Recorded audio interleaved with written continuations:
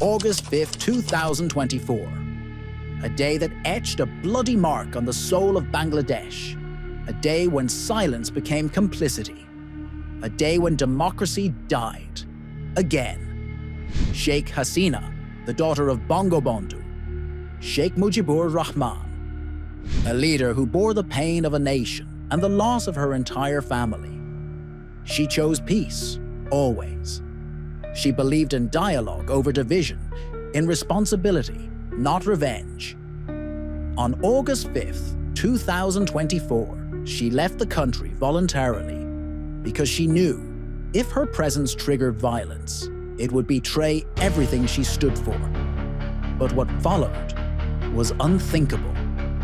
That morning, the streets of Dhaka turned into war zones.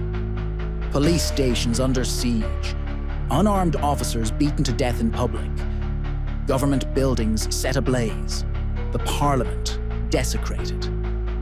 Even the home of Bangabandhu at Dhanmondi 32 was not spared. His sculpture defaced with brutality, an act more barbaric than that of 1975.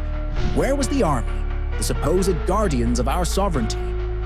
They were silent. They walked away.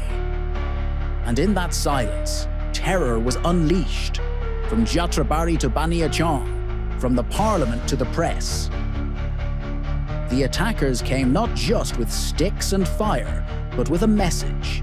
Fear us, not the law, not the truth. Since that day, the free press has been gagged.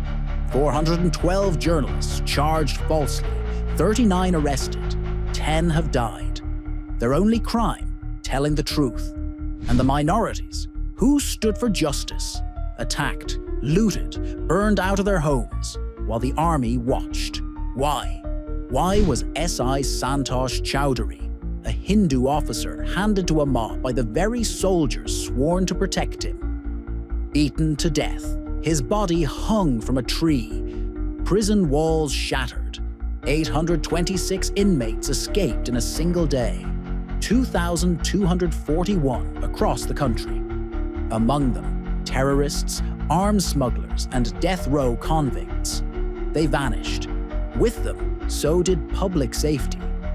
Under Dr. Yunus's interim government, the economy collapsed. 113 garment factories shut down. 100,000 workers without jobs. Entrepreneurs silenced with false charges. Give wages or go to jail. Even when factories had no income. This is not governance, it is cruelty. The same man who once won the Nobel Peace Prize now presides over a nation ruled by mobs, haunted by fear, and crippled by silence. This didn't have to be our reality. The army could have stood with the people. They could have defended the Republic. But instead, they turned away. August 5th wasn't just a day of violence. It was a day of betrayal. And history will ask, where were you when democracy bled?